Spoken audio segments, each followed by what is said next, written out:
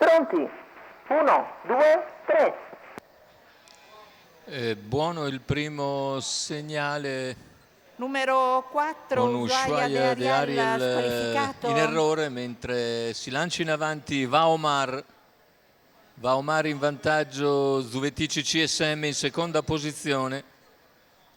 Vediamo come si assestano ora dopo i primi 200 metri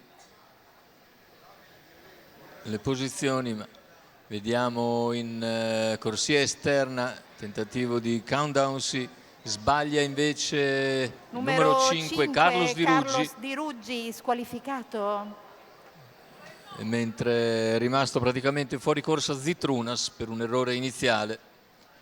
E così in vantaggio si mantiene Vaomar dopo i primi 600 metri di gara percorsi in 45,9. Zuvetici SM è in seconda posizione.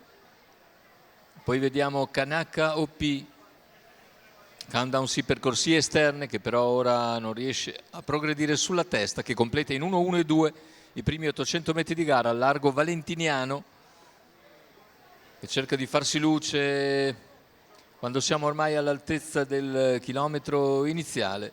Sempre Vaomar a fare l'andatura. Per corsie esterne c'è anche Azalea Jet, 1000 metri iniziali completati in 1:17,2. E siamo ora davanti alle tribune con leader sempre Vaomar nei confronti di Zuvetici Valentiniano per corsie esterne, è seguito nell'azione da Azalea Jet, quindi anche Tancredi Sartor, poi Boato di No, mentre lungo la corda va l'altro penalizzato Vincent Trio, che è in quarta posizione. Cavalli ora a poco più di 600 dal palo, con Valentiniano che intensifica i suoi sforzi a lato di Vaomar, che si mantiene in vantaggio.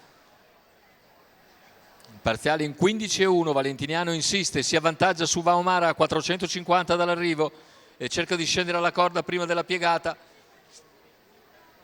Non è ancora sceso Valentiniano, Vaomar tiene ancora dentro i zampini, mentre Azalea Jet è a ridosso.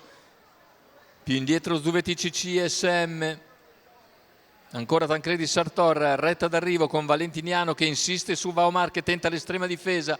Vaomar, Valentiniano alle prese, Vaomar è in testa ma Valentiniano sta passando.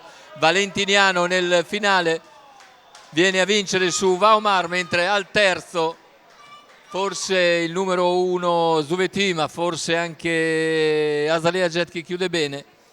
29,9 a chiudere dopo 29,2 di penultimo quarto, 1,16 il ragguaglio conclusivo per Valentiniano, che Luca Lovera porta al successo dopo intenso percorso scoperto all'esterno.